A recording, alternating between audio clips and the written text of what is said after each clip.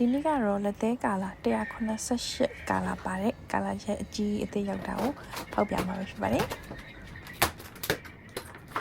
ကာလာစတန်အကြီးပါဆိုတော့ package ကတော့အလေးကြီးနဲ့အကြီးဖြစ်ပါတယ်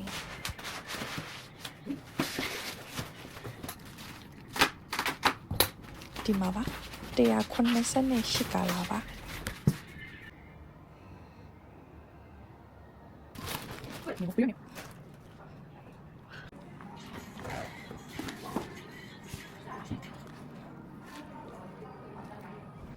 ဒါကတော့ကျမရဲ့တူဦးသောမောင်လေးဆိုင်လာလေတော့သူ့ကိုလက်သေးနေပလင်းနေစီတာဝိုင်းလို့ဖို့အခန်းနဲ့ခေါ်ထားတာပါအဆင်ပြေလားမောင်လေး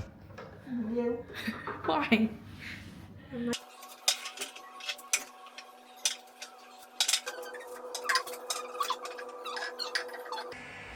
ဒါကတော့အချိန်ချင်းမှားလို့ပြန်စီလိုက်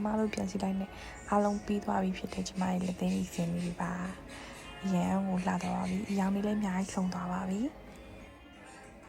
ဆိုင်မရနိုင်တဲ့ကာလာကလေးတွေပါအရောင်လဲစုံနေဒီဇိုင်းနဲ့စုံနေအဲ့ဒါအောင်မှကိုကထပ်ပြီးဒီဇိုင်းနေပေါ်ချင်နေရဆိုလို့ရှိရင်လည်းဒါဒီဇိုင်းမဲလိုချင်ရပါတယ်